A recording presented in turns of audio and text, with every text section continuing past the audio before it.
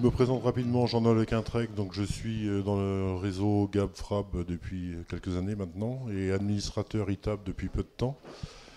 Donc on va commencer en fait par les semences grande culture. Donc nous avons ici Bénédicte Hawk qui est au bout de la table là-bas, qui travaille pour les semences qu'on connaît sous le nom de Peter Kunz.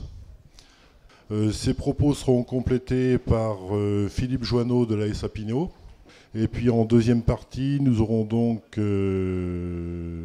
Cyriac Cronier-Manja d'Agro-Semences et puis René Léa de Colcose, entre autres, qui vont nous présenter les semences potagères. Bonjour, mon nom c'est Bénédicte Hawk. Je travaille chez Peter Kunz depuis 4 ans. Je suis très heureux d'avoir été invité ici. C'est une grande, c'est une honneur, c'est un plaisir d'être là, de vous pouvoir présenter notre travail. Donc je vais vous faire une vue sur nos projets, sur notre travail en Suisse. Donc premièrement, nous sommes une petite équipe de à peu près 10 personnes, des sélectionneurs céréales, des pois, de maïs population,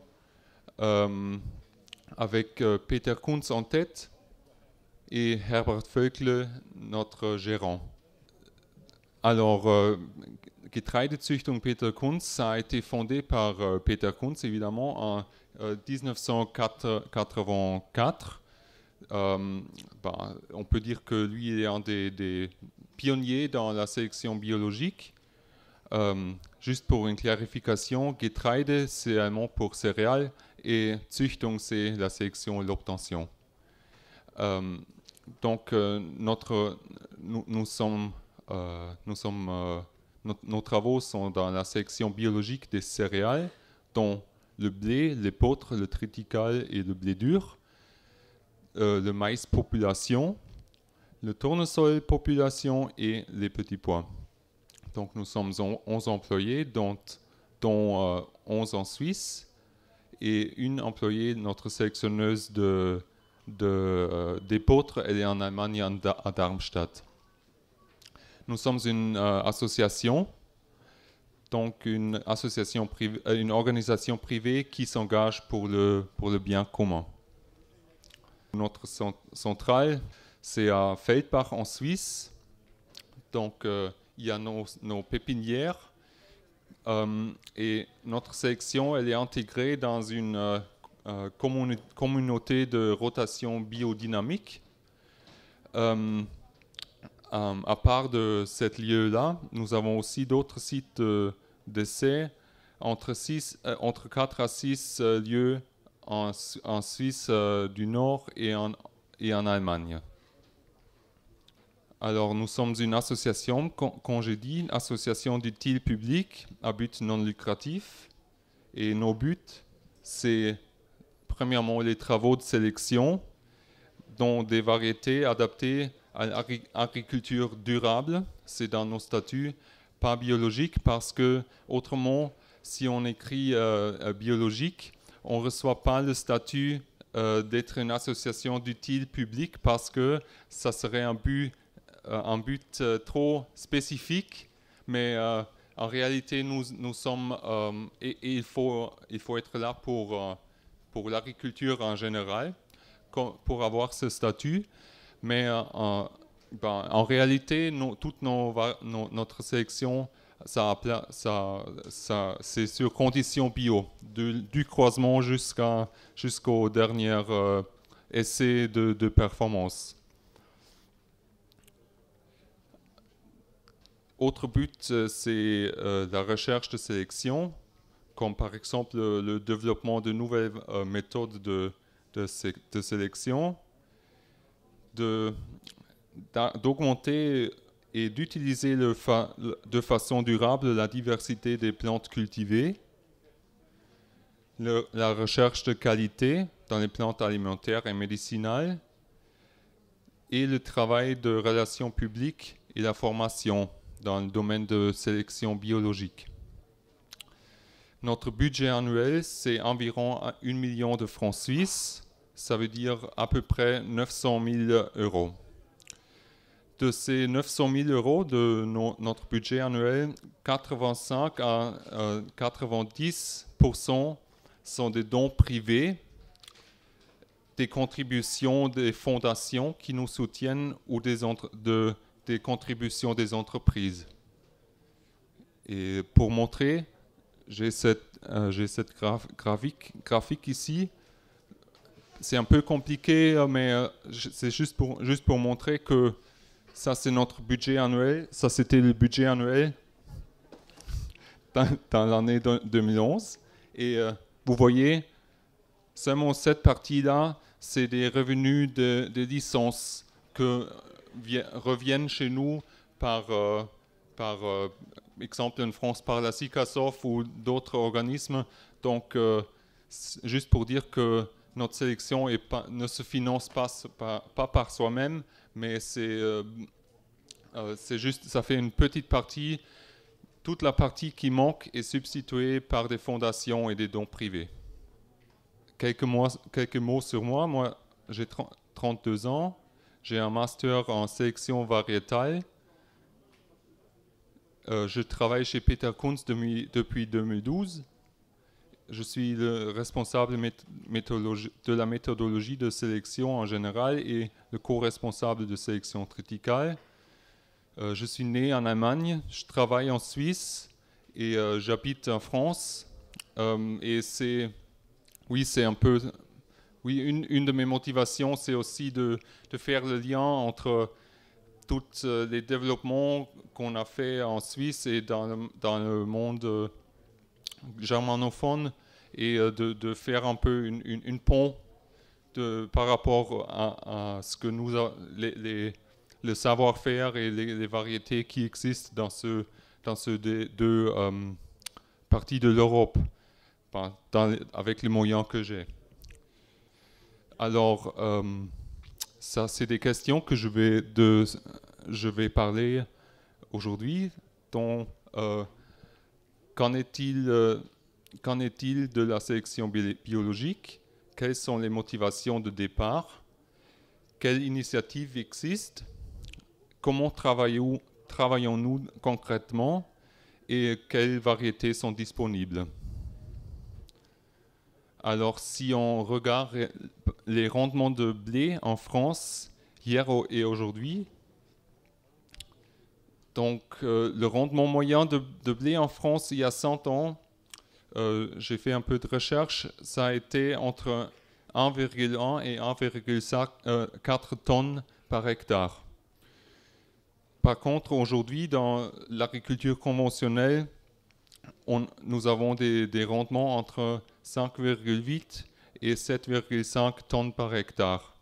Ça fait un facteur de 4 jusqu'à 7 d'augmentation de rendement, avec des conséquences dramatiques sur l'architecture des plantes qui sont utilisées dans l'agriculture aujourd'hui, surtout dans les céréales avec des gènes de nanisme qui permettent une fertilisation minérale maximale. Donc si on compare aussi les rendements d'il y a 100 ans avec les rendements en bio aujourd'hui, j'ai pris les années 2011 jusqu'à 2014, on était en France entre 2,8 et 3,2 tonnes par hectare. Et ça aussi, ça fait le facteur 2 jusqu'à 3 de rendement augmenté qu'il y a 100 ans. Au début, quand mon chef Peter Kunz a commencé ses travaux, c'était, comme je dis, dans les années 80, il a vu qu'il y a évidemment un manque de variété, parce que pour l'agriculture biologique qui se développe. Donc, il y avait disponible des variétés de pays, et ces variétés modernes, avec leur gène de nanisme très court, avec des feuilles très dressés, qui fonctionnaient pas du tout dans l'agriculture biologique.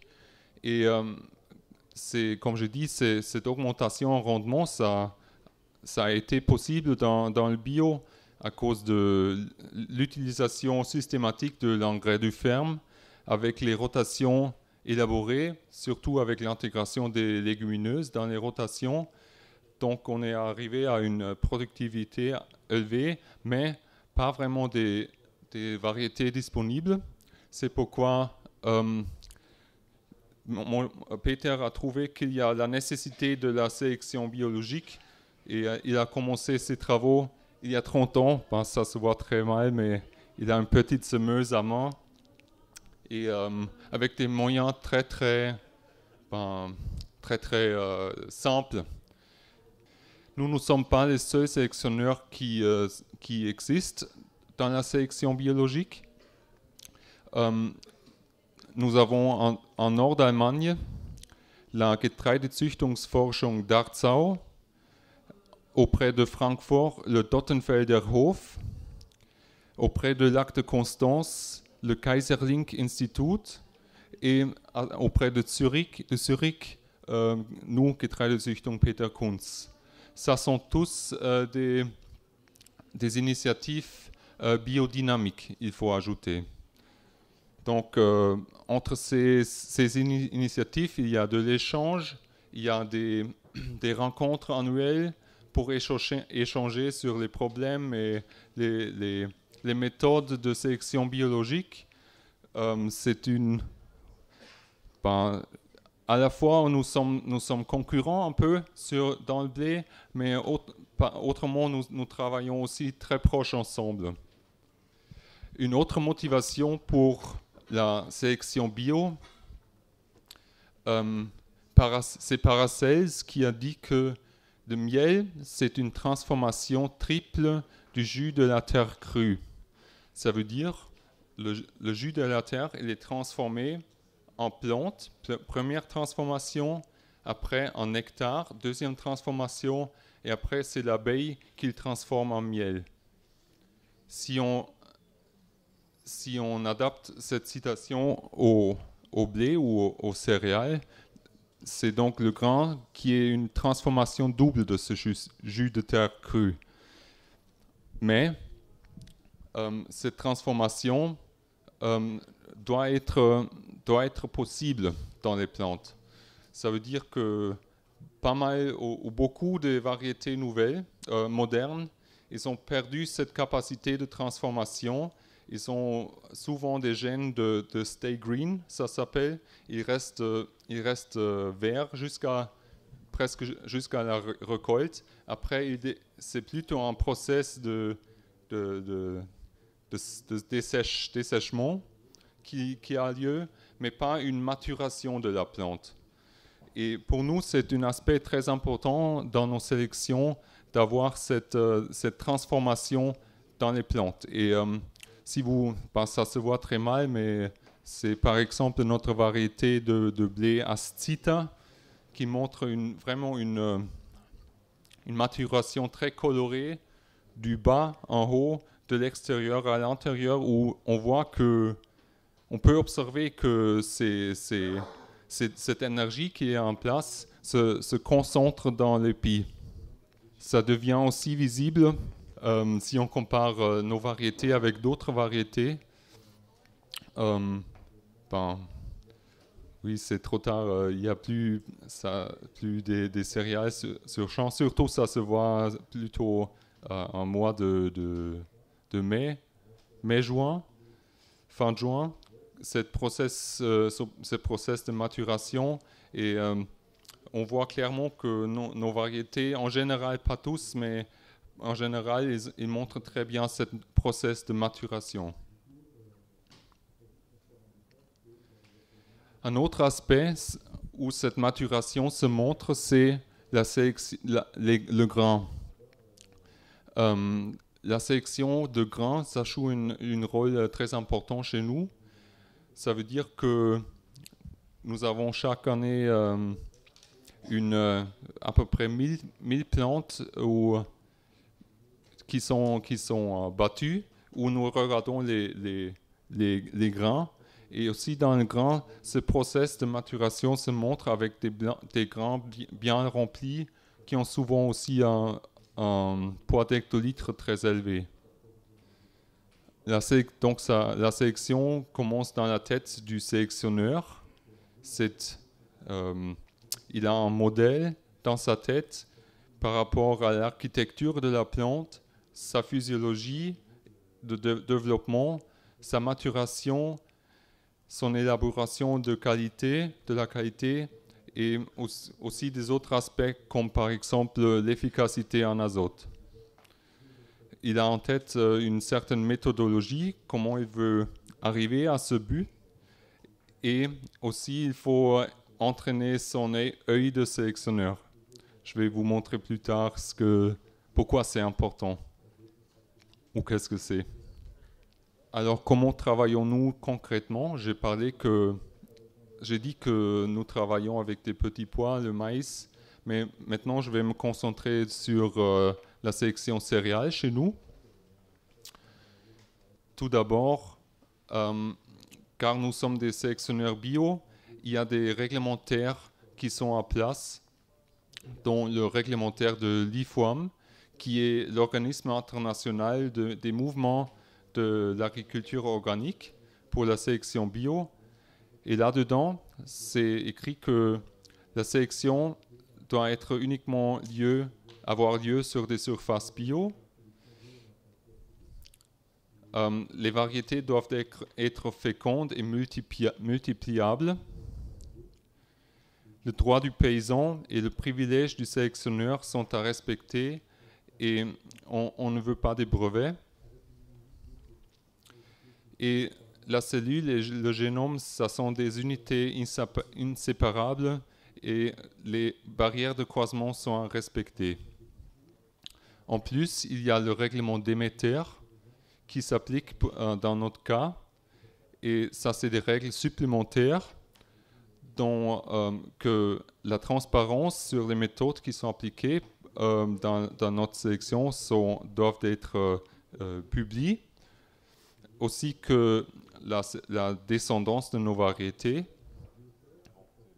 Ah oui, l'ascendance, pardon. Oui.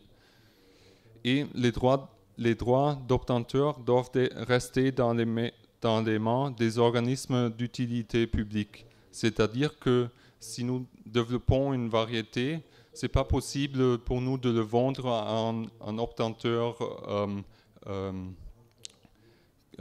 qui n'a pas des buts non lucratifs ou qui a des buts, comment dire, des buts lucratifs ou qui n'a pas ces statuts que nous avons dans notre barème ou dans notre règlement. Ça, c'est juste pour montrer que notre schéma de sélection, je ne vais pas, bien sûr, pas aller dans les détails, c'est juste pour montrer que c'est un schéma assez complexe, mais je vais un peu simplifier en vous montrant un peu combien de temps c'est nécessaire pour développer une nouvelle variété.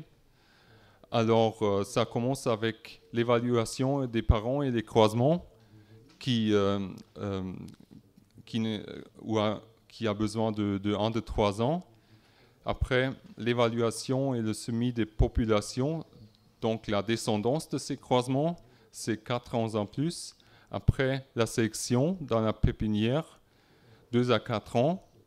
L'examen des lignées avancé sur plusieurs sites, encore 3 à 4 ans. Et finalement, l'inscription au catalogue, où on finit avec une durée totale pour développer une variété de 12 à 15 ans. Ça veut dire que si cette année je fais des croisements, c'est des croisements pour des variétés qui seront sur le marché dans 15 ans. C'est-à-dire que il faut à la une se projeter dans l'avenir, qu'est-ce qu'il est nécessaire pour l'avenir. Et deuxièmement, il faut avoir assez de variabilité dans ces croisements pour être sûr que si on a choisi les mauvaises buts ou qu'il y a assez de matériel disponible dans 10 ou 15 ans pour choisir les meilleurs. Alors tout commence avec la création de diversité, alors le croisement.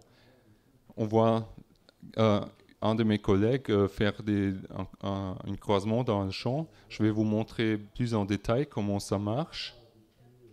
Alors, on a ici une épi castrée. Ça veut dire qu'on coupe les pointes de glume d'une épi.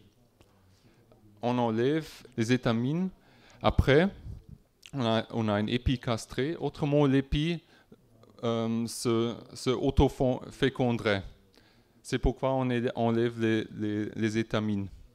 Après, on met un sachet dessus et on attend jusque l'autre partenaire de croisement produit du pollen. Dès que ce moment est là, on coupe le sachet, on met le pollen de l'autre plante sur l'épi castré et on referme en espérant que en juillet, quand on récolte ces sachets, on a des belles épis de croisement comme celle-là, où on voit encore les glumes coupées et les grains qui se sont formés de ce croisement-là. Donc, en combinant les caractères de les deux parents, on crée de la diversité. Après, dans le champ, cette diversité se développe. Pendant 3 à 4 ans, on a ces populations issues de ce croisement. Donc, dans une population, une descendance d'un croisement, on a toutes la variabilité et les variations qui sont possibles entre ces deux parents. On voit ça un peu dans cette image, avec des plantes avec des longueurs différentes et aussi avec des couleurs différentes, des épis barbus, non barbus. Et de cette diversité, on fait la première sélection. C'est-à-dire, c'est plutôt une sélection négative. On va dans le champ, on regarde plutôt ce qu'on n'est vraiment pas acceptable, donc des épis avec des fusarioses qui sont très malades, qui sont mal formées, ou qui ont des plantes qui ont des feuilles malades. Et on choisit les épis qui sont des plantes qu'on aime, qui correspondent plus ou moins à l'image du sélectionneur. On les marque avec un petit comment ça s'appelle? Un brin de laine. Merci. On les marque avec un brin de laine. Après, on récolte ces épis comme bouquet. Et après, chaque épi qu'on a récolté est battu et mis dans des barquettes. Et après, est semis comme une ligne d'à peu près 1 mètre sur le champ. Comme ça, avec une semoir micro-parcelle. Après, on a ces lignées sur le champ, lignées épis. Et de chaque culture, nous avons entre 3 à 6 000 de ces lignées. Et c'est le point où l'œil de sélectionneur devient très important, parce que à ce point-là, il faut faire des décisions beaucoup de décisions relativement vite, parce que c'est une courte période où on voit les différences par rapport aux maladies, par exemple, ou aussi leur comportement de maturation. C'est une fenêtre assez petite de temps où il faut faire des choix entre 3 à 6 000 plantes. C'est-à-dire il faut avoir une image relativement claire en tête ce qu'on veut pour faire ces décisions dans cette période-là de l'année. Puis, ces descendances de ces lignées épis, ils sont ressemés, les meilleurs, et retestés plusieurs années sur plusieurs lieux. Ça veut dire que on intensifie chaque année le degré qu'on teste ces lignées, mais en même temps, on sélectionne. Ça veut dire que de ces 3 à 6 000 lignées de début, après, c'est une réduction dramatique pendant 5 à 8 ans, où on finit finalement avec à peu près 12 lignées qui sont les meilleures, qui, dans un cas optimal, sont les meilleures, qui finissent dans les essais de performance chez nous et qui sont puis envoyés dans les essais officiels d'homologation. Dans le blé, j'ai fait une petite liste, ce qui est important dans notre sélection comparé à la sélection conventionnelle. Donc, le rendement de grains, il est aussi important en bio qu'en conventionnel, mais l'auteur de paille, par exemple, est beaucoup plus important parce que les plantes doivent être une capacité de couvrage du sol suffisante. Et aussi pour beaucoup de paysans, le rendement en paille est aussi assez important. Voilà, la couverture du sol est importante et la vitalité végétative. La tolérance au herçage et binage est beaucoup plus important chez notre variété que chez des variétés conventionnelles. Et comme nous sélectionnons sur des conditions bio, on peut dire qu'il y a une sélection automatique pour ces types-là aussi. Alors, l'absorption des nutriments est plus importante que sur des conditions bio qui sont toujours limitantes, aussi que l'efficacité en d'azote. L'oïdium, par contre, ça joue presque pas de rôle dans l'agriculture biologique. C'est une maladie qui est souvent liée à une disponibilité d'azote très très élevée. Alors, dans nos pépinières, c'est très rare qu'on observe l'oïdium. La rouille jaune, c'est très important aussi dans le conventionnel que chez nous. La rouille brune, un peu moins. Les septorioses sont aussi importants, les fusarioses aussi, mais la grande différence par rapport aux maladies, ce sont des maladies qui sont transmises par le semence, car les grains biologiques ne doivent pas être traités normalement, ou ce n'est pas le but de les traiter, disons comme ça. La sélection contre ces maladies, c'est quelque chose de très important dans notre travail, dont le charbon du blé ou les caries de blé, bien sûr. Nous faisons aussi des analyses qualitatives au laboratoire, bien sûr, des laboratoires boulangers. Ce sont tous des analyses qui permettent qui permettent d'avoir une image des qualités boulangers en direct. Ça veut dire qu'avec des petites quantités qu'on a, avec une lignée pi ou 2 lignées pi, on ne peut pas faire une panification, on ne peut pas faire un pain. C'est-à-dire qu'il faut trouver d'autres moyens pour déterminer la qualité boulangère avec des petits échantillons. Donc, nous utilisons la sédimentation Zeleny, le temps de chute, le farinogramme et des analyses de gluten. Par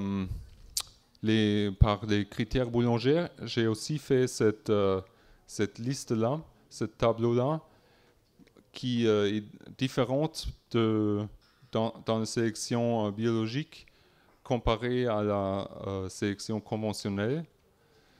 Et les points les plus importants, c'est une grande teneur ou une haute teneur en gluten humide, parce que sous des conditions où il y a une fertilisation d'azote suffisante, les plantes les blés normalement produisent assez de protéines, donc aussi assez de gluten humide. Mais notre but, c'est de trouver des variétés qui, même si il y a une manque d'azote, qui produisent qui produisent pas autant de protéines, mais une protéine qualitative. Une protéine qualitative par rapport à la qualité boulanger. Finalement, bien sûr, des tests de panification et de dégustation sont bien sûr importants, mais comme c'est quasiment seulement possible quand des quantités importantes sont disponibles, c'est plutôt à la fin du cycle de sélection. Donc, entre-temps, il y a pas mal de variétés issues de la sélection biologique disponibles, dont ceux-là qui viennent de chez nous, Skaro, Tengri par exemple, et des autres qui viennent du Dottenfelder Hof comme Graziaro ou Buttaro, ou Govellino qui vient du Karl Joseph Müller du Darzau. Nos variétés, ça fait quelques ans déjà que nous travaillons avec des partenaires français, plus importants ici, S.A. Pinault et le maire de Fontaine, et qui nous représentent en France et qui mettent notre variété dans le réseau officiel de l'ITAB pour les tester sous conditions françaises. Et j'ai un résultat qui est un peu exemplaire pour le comportement de nos variétés dans ce réseau-là. C'est les résultats pluriannuels du Pays de la Loire. Et donc, si vous regardez ce tableau-là, c'est seulement les variétés marquées en jaune qui sont issues de la sélection biologique. Toutes les autres variétés sont issues de la sélection conventionnelle.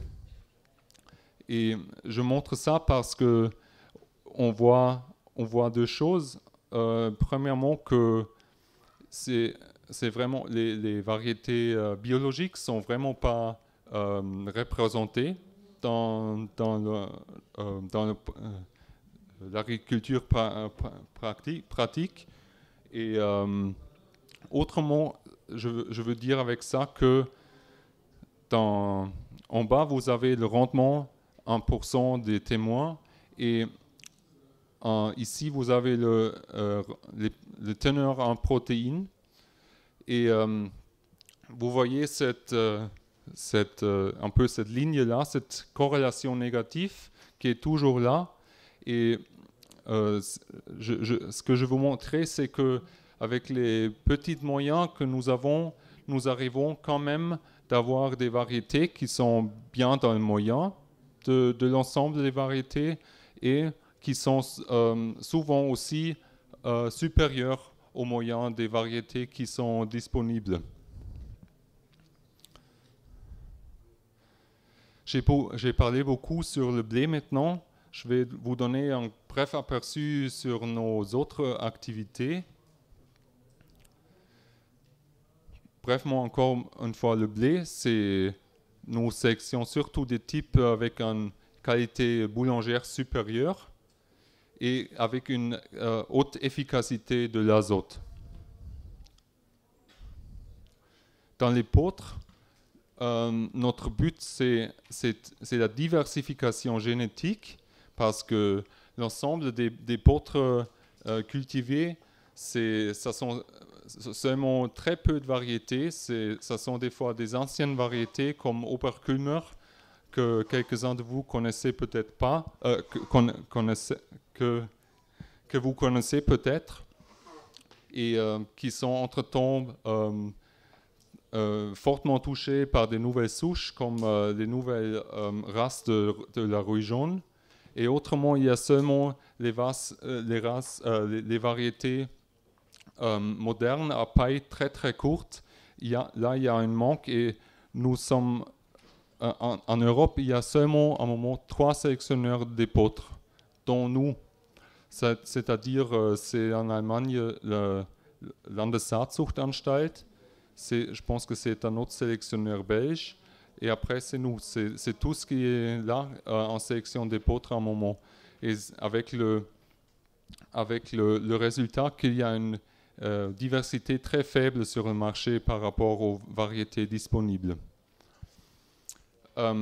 Aussi, c'est important d'adapter les l'épeautre aux conditions agronomiques d'aujourd'hui, parce que ces vieux variétés sont souvent pas adaptées aux conditions de productivité biologique aujourd'hui.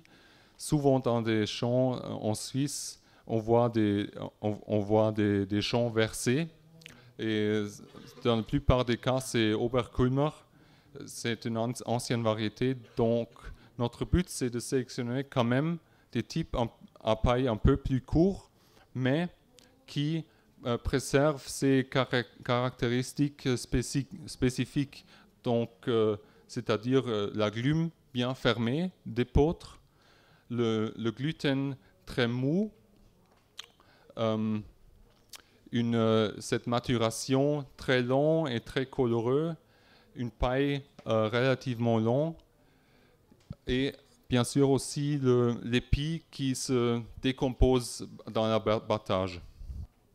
Dans le triticale, nous avons deux gammes, c'est-à-dire une gamme fourragère qui a comme but de trouver des types à une haute digestibilité, c'est-à-dire surtout pour l'alimentation du volaille avec une viscosité très basse, parce que en conventionnel, le triticale, c'est un croisement entre le seigle et le blé dur, et par le seigle, il y a certains caractères antinutritifs pour l'animal qui sont venus avec, mais c'est possible de sélectionner des types qui sont améliorés par rapport à ça pour l'alimentation animale. En plus, nous avons une gamme de triticale panifiable que nous essayons de développer. Là, nous sommes en contact avec des partenaires en Russie, mais c'est parce qu'en Russie et dans des pays de l'Est, le triticale, c'est pas considéré comme pas forcément considéré comme une céréale fourragère, mais aussi pour l'alimentation humaine. Et là, ils sont très avancés par rapport à la qualité boulangère du triticale. Mais vu la situation politique qu'on a à un moment, c'est très difficile d'échanger avec des partenaires russes. Après, le maïs population, que vous pouvez aussi regarder là en bas. Il y a le champ de maïs avec OPM 11 et OPM 12. OPM, c'est-à-dire Open Pollinated Maize. Là, nous avons comme but de développer des populations de maïs qui sont à ressemer, qui sont comme but comme maïs en silage, et aussi comme maïs à haute qualité protéique. Ça veut dire qu'il y a des variétés de maïs qui ont une très haute teneur en méthionine et en lysine.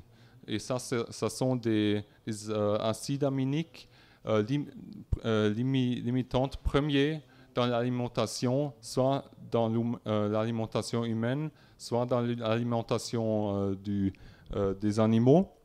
Et c'est aussi un de notre but d'améliorer le maïs par rapport à son valeur nutritive. Après, c'est le tournesol population.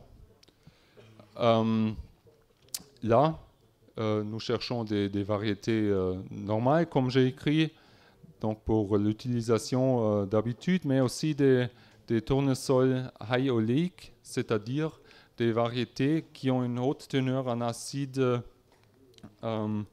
oléique.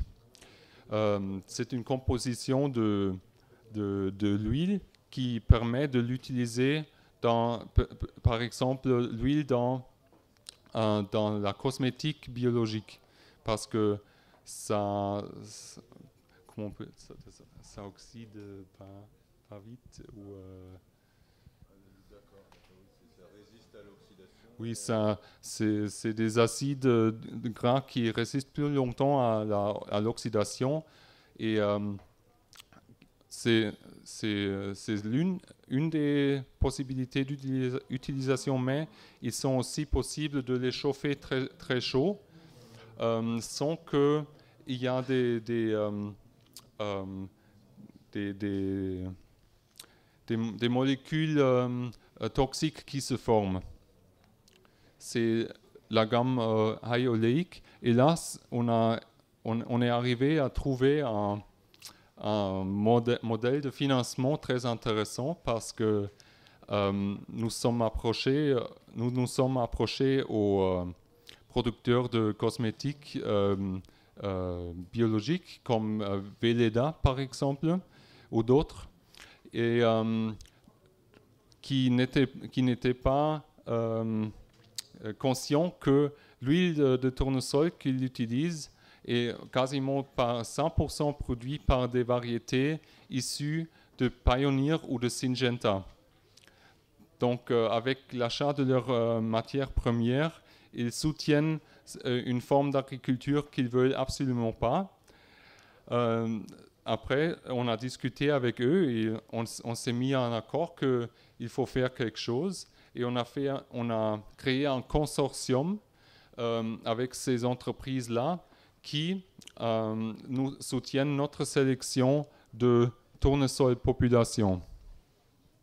Comme j'ai dit, nos partenaires en France, c'est Sapino. Et là, surtout le travail de Philippe Chouanneau, qui fait beaucoup pour la promotion pour que des sélections issues de la sélection biologique seront disponibles aussi en France. Aussi, nous travaillons ensemble avec le maire de Fontaine, représenté par Guillaume Dehaye, qui est présent aussi aujourd'hui. Dans le maïs population, nous travaillons très proche ensemble avec AgroBio Périgord, qui sont déjà assez avancés avec leur méthodologie de sélection de maïs population. Et là, il y a aussi un échange très important.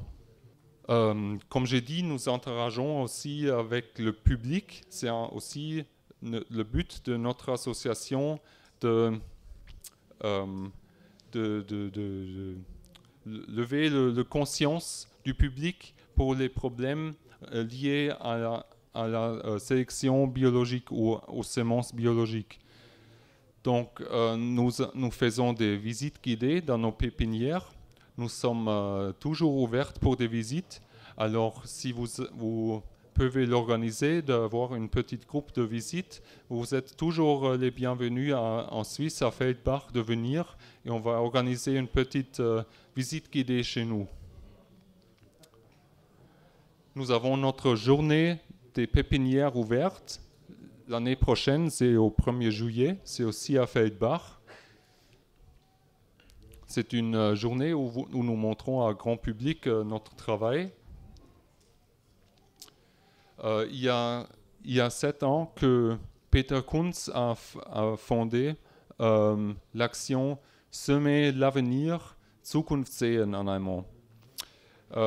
C'est-à-dire que c'est un événement où les gens se rencontrent sur une ferme avec une champ préparé et le champ est semé à la main tout ensemble.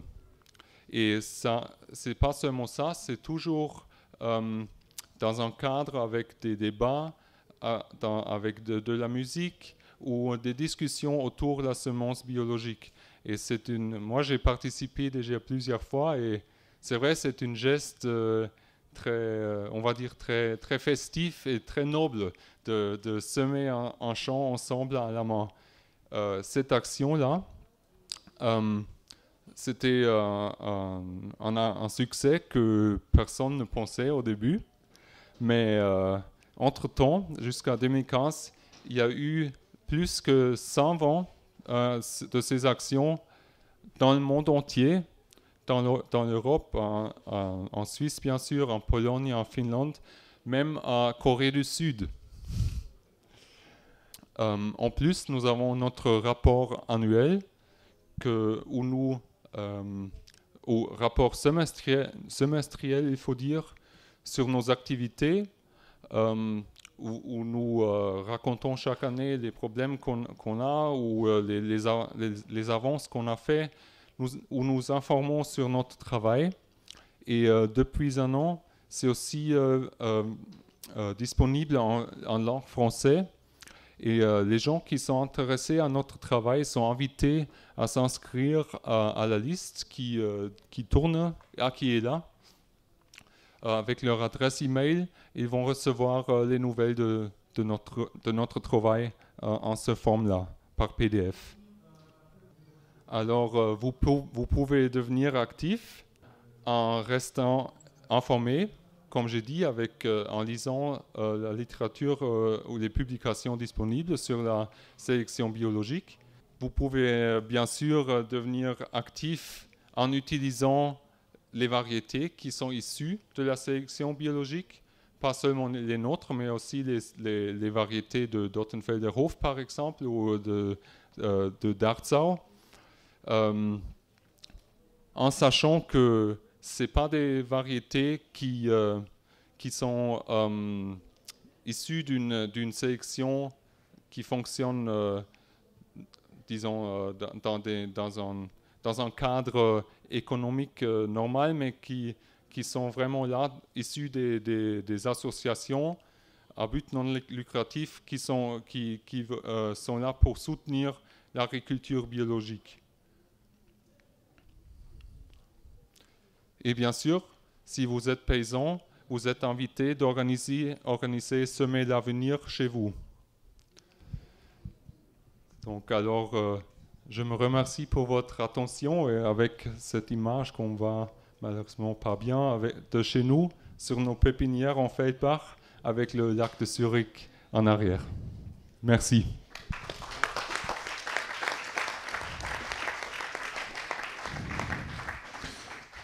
Merci Bénédicte. Philippe, si tu peux faire en 5 minutes, ce serait bien. Alors donc je représente ici la SAPINO et AgroBio Europe qui distribue donc qui d'abord en premier temps au départ collecte des céréales biologiques avec une attention particulière à une certaine cohérence. Ça s'est développé au départ beaucoup avec les associations Terre à la Bière et Grenier Bio d'Armorique qui sont finalement des structures qu'on peut dire des associations où les transformateurs et les producteurs discutent ensemble des surfaces à mettre en place pour avoir de la céréale locale pour les besoins des transformateurs avec un prix juste payé aux producteurs. Donc on dira des filières équitables qui ne disent pas leur nom, où nous sommes à l'interface et prenons un prix fixe de notre travail de mise aux normes en fait, des matières pour qu'elles soient utilisables par les transformateurs. Ça a amené l'entreprise depuis 1999 que Jean-Michel Boyon, le gérant, a pris les choses en main, à s'efforcer de collecter toutes les espèces et mélanges nécessaires à la rotation biologique, et pas seulement ceux qui ont la plus forte valeur ajoutée ou qui sont très demandés dans l'alimentation animale, par exemple. même si on essaie d'orienter, bien sûr, par rapport aux besoins de la filière. Et moi, quand je suis arrivé en 2007-2008, plutôt pour fonder la Pro, la Pro en semences particulièrement, puisqu'on ne faisait que collecter jusque-là. Ce qui m'a paru, c'est dans cette même cohérence par rapport à l'agriculture biologique, pour qu'elle soit un système complet et autonome, un système agricole pertinent, quoi. Il fallait aussi des variétés adaptées et le constat que les variétés conventionnelles étaient inadaptées parce que leur mode de sélection, donc traité avec des fortes concentrations d'azote, contre-sélectionnait en fait les facteurs qui nous intéressaient, nous en bio, une couverture du sol, une résistance à la germination sur pied, qui est un critère qui n'est jamais exploré, bien sûr, en conventionnel, puisque le but est plutôt que les gens aient besoin de racheter leurs semences pour la ressemer. Et aussi les problèmes de fonte de semis et de maladies liées à la semence. Donc comment une petite finalement structure bretonne a été amenée à être celle qui distribue le plus de variétés de sélection biologique, hein, puisque on a pris un petit peu le relais de Le Maire de Fontaine, donc un semencier, on dirait une société de semences et de sélection familiale qui avait déjà développé en particulier une variété d'épeautre, Alcor et un blé qui s'appelait Ataro. Mais c'est vrai qu'ils ont une distribution nationale et que nous, on pouvait s'attacher à des plus petites niches et ainsi enrichir la gamme, je dirais. Et aussi parce qu'on a un terroir qui est justement dans la zone que précisait Bénédicte, entre, on va dire, dans les 30 à 50 quintaux de potentiel, où ces variétés de sélection biologique ne font pas de moins bons résultats que les variétés de sélection intensive, avec très souvent plus de qualité, non seulement en termes de protéines, mais aussi en termes de couleur de la farine qu'elles permettent de produire. Donc on peut supposer, mais il manque beaucoup d'études à ces sujets, qu'avec des farines plus rouges, plus orangées, des antioxydants et une meilleure qualité alimentaire par rapport à la diversité génétique qui a été utilisée dans leur construction, quoi. Donc ce potentiel qui est bien adapté, aussi un grand vivier de vente directe de paysans boulangers, de meuniers artisanaux qui bien souvent ont disparu d'autres zones qui sont nos clients, hein, puisqu'on n'est pas armé, je dirais, pour vendre à la meunerie industrielle et aux boules bio pour faire des boules bio de GMS, de grande distribution, pardon. Donc ce terroir plus extensif de ces variétés s'y exprimait bien, et on s'est rendu compte que c'était vrai en fait pour toutes les marges, c'est-à-dire les régions de potentiel moyen, les marges des grandes régions céréalières, qui sont précisément là où se développe l'agriculture biologique, parce qu'on ne vit plus quasiment de l'agriculture conventionnelle dans ces situations-là. À moins toujours de cette course à l'agrandissement qui n'a même pas garanti d'ailleurs de survie certaine. Voilà aussi bien sûr, et c'est le sens aussi de notre gamme fourragère et d'engrais verts qui présente près de 150 variétés et mélanges. Cette idée que les bio ne devaient plus avoir un choix contraint, en gros, je veux du triticale, je vais avoir un triticale, je ne sais pas trop lequel, s'il va être bio, non traité. Ma foi, non traité, le grand euphémisme français pour dire semences conventionnelles non enrobées, donc qui ont été produites non pas dans des itinéraires techniques allégés comme on pourrait le croire, mais dans des systèmes maximum d'intrants, fongicides et herbicides. Voilà. Donc pour que ce soit plus contraint, mais qu'il soit un vrai choix technique, qui est essentiel en bio, puisque c'est notre seul levier, puisqu'on n'a plus d'intervention en culture, à part le désherbage mécanique. C'est notre seul levier pour sécuriser les rendements et les qualités, donc les débouchés, mais aussi un choix éthique en cohérence avec la culture biologique en général. Et ben, on a été amené donc à construire cette gamme où vous avez là, c'est un exemple, les 66 variétés de céréales bio. J'entends parfois des semenciers ou des grandes structures qui disent mais oui, mais la semence bio c'est difficile à produire, on n'en a pas, etc. Bon, on arrive à quand même en proposer 66, dont 15 qui sont soit des variétés de sélection biologique, soit des espèces anciennes, des petits épeautres, des amidonniers, un seigle ancien aussi, qui était introuvable précédemment en semences. Donc voilà, que si on cherche bien, on trouve. Et également en termes de semences fourragères, bon, malheureusement c'est très souvent de l'import, mais bon, bah, ça permet aussi de taquiner la multiplication française pour qu'enfin elle propose des débouchés aux fermes bio sans élevage, comme tête de rotation, de produire des semences de petites espèces, enfin d'espèces à petites graines et de graminées, ce qu'arrivent très bien à faire nos voisins d'Europe du Nord, quoi. Un dernier petit volet qui est plus à la fois, enfin qui est exploratoire, je dirais, ce sont les variétés de population. Donc une variété de population de maïs, une variété de population de tournesol qu'on a retrouvée dans les catalogues allemands et espagnols, même si la variété de tournesol est russe en fait à l'origine.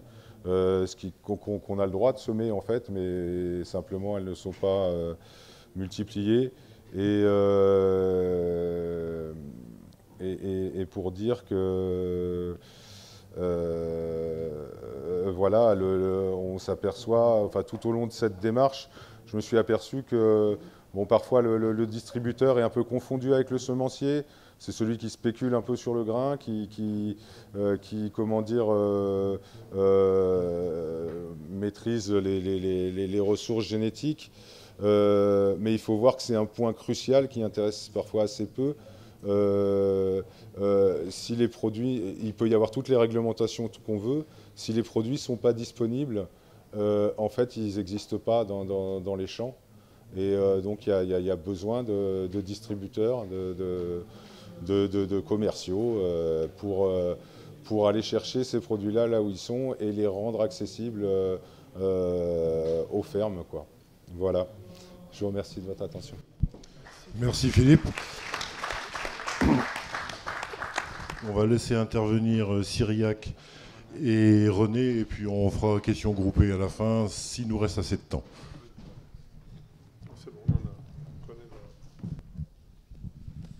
Oui, moi je suis producteur de légumes dans le Finistère. Et pour moi, la production de légumes doit passer par les semences paysannes parce que c'est avant tout un choix politique.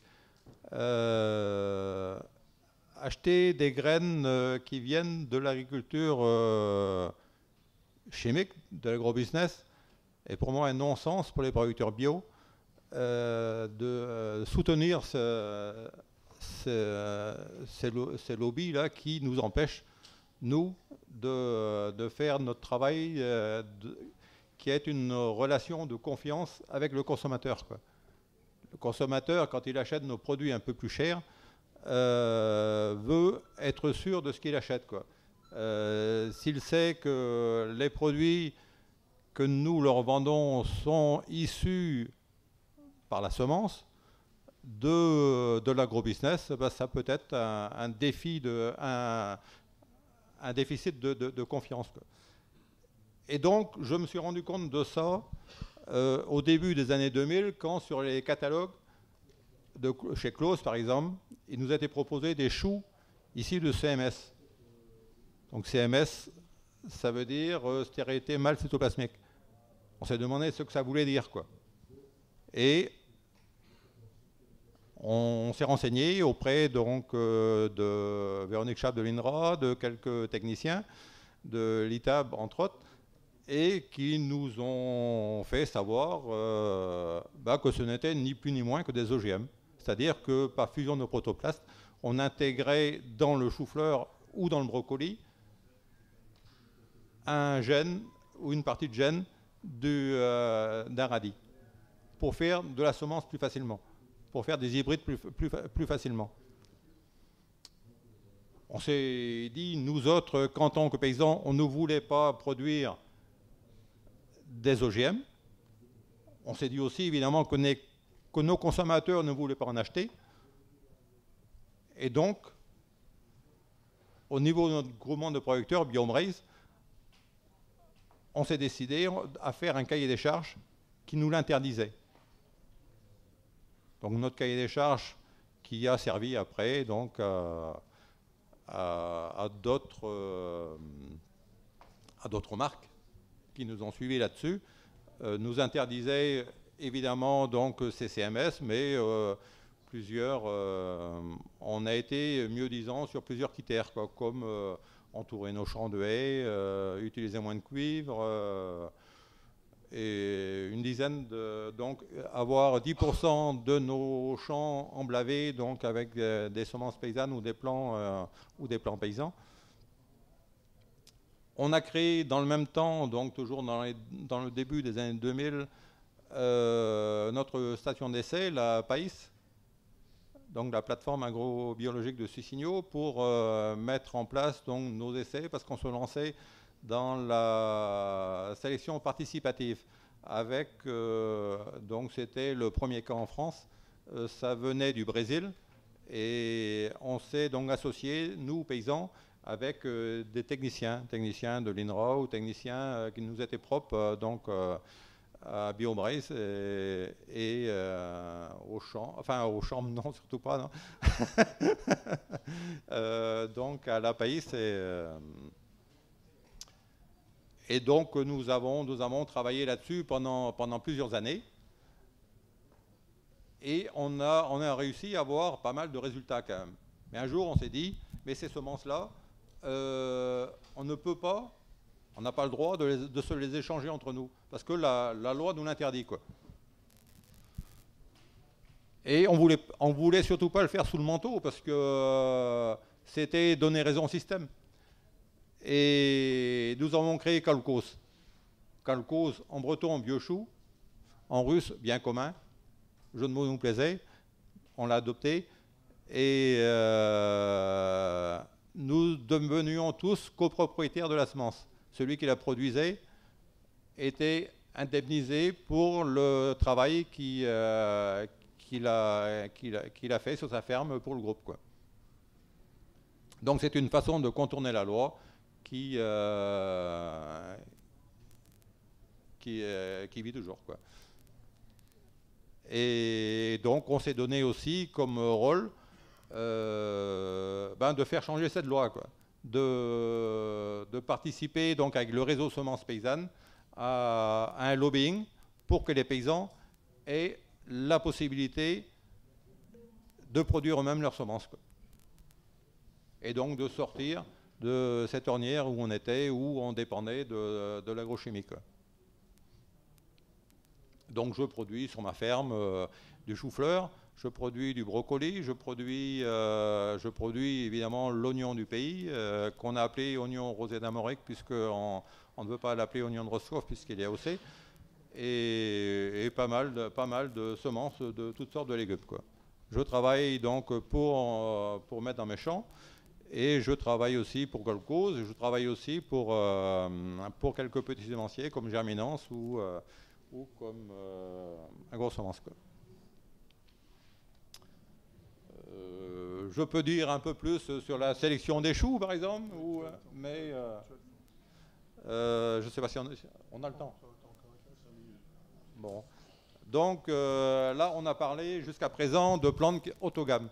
Donc les céréales, c'est le même cas, par exemple, pour la tomate. Moi, je travaille surtout sur le chou, parce que c'est un peu mon dada, parce que c'est la plante phare du nord de la Bretagne, et qui est très allogame, quoi. C'est-à-dire qu'elle va chercher des croisements si on la laisse faire à droite à gauche, quoi. Elle peut se croiser assez facilement dans la famille, quoi.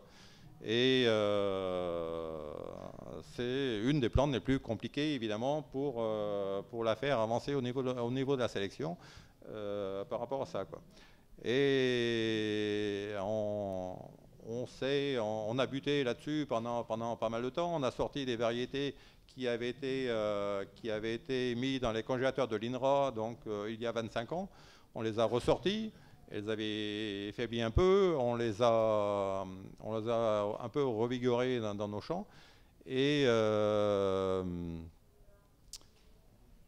on s'est rendu compte que finalement, pour évoluer rapidement, il fallait utiliser des méthodes qu'utilisent un peu les semenciers, c'est-à-dire qu'on a été chercher au niveau des racines, donc on produit des clones sur les racines, parce que le chou, en plus d'aller chercher un peu partout un pollinisateur autre, il a aussi le potentiel de faire des petits choux sur ses racines, quoi. Si on le met de la façon convenable, c'est-à-dire qu'on met la racine sur le sol et qu'il y a juste une partie de la racine qui était enterrée, il y a plusieurs petits choux qui vont pousser sur les racines, quoi. Et une fois que l'on a donc mis en place donc, toutes ces petites boutures à part, ben, on croise les différents mères entre elles, quoi. Et on arrive à trouver des pères et des mères, et on arrive sur plusieurs générations comme ça à voir lesquels peuvent être compatibles les uns avec les autres. Et on peut arriver à avoir des résultats beaucoup plus rapidement que le faisaient nos anciens, quoi. Parce que moi j'ai vu mon père et mon grand-père faire de la semence quand j'étais jeune. Mais on peut y arriver avec les méthodes ancestrales, mais il faut déjà avoir ça dans le sang. C'est pas donné à tout le monde, et avec ces méthodes-là, c'est quand même plus facile, quoi. Et donc en se faisant aider donc par des techniciens, ben, on arrive à trouver des méthodes qui sont quand même plus facile pour faire la semence, quoi. Voilà, grosso modo, ce que je voulais dire. Et je suis prêt à répondre à toutes les questions tout à l'heure qui viendront, quoi.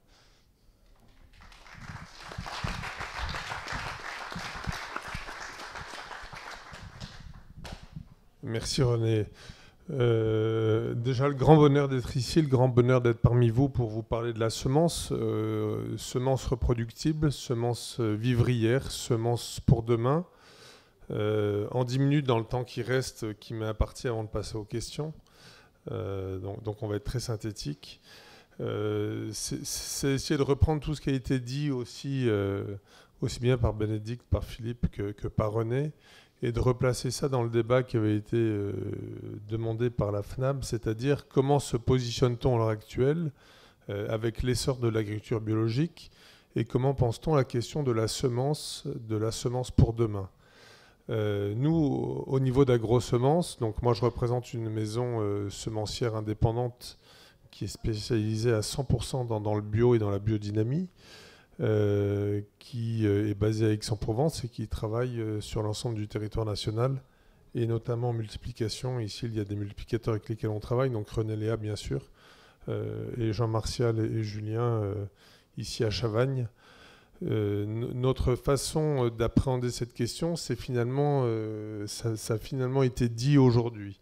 Rien ne s'oppose et tout se complémente. Le semencier ne peut pas être opposé aux paysans, il ne peut pas être opposé aux sélectionneurs, et la semence de ferme ne s'oppose nullement à la création variétale, qui vient complémenter un besoin variétal et un besoin de semences pour que demain l'agriculture vivrière, accrochée à son terroir, une agriculture agroécologique qui, bien sûr, n'est en rien sur le modèle de l'agriculture chimique conventionnelle. J'ai bien aimé cet euphémisme, en effet, Philippe, qui dit que le non-traité, ce n'est rien d'autre que marcher à l'envers, finalement, du cycle de la nature et de la plante. Le non-traité, c'est de la chimie. Ce que l'on veut dire ici, c'est pas opposer, c'est pas être clivant, mais c'est proposer une voie d'avenir. C'est s'interroger sur comment évolue la société finalement. Quand tout à l'heure Bénédicte a dit on doit sélectionner sur 15 ans, c'est la même chose pour les potagéristes.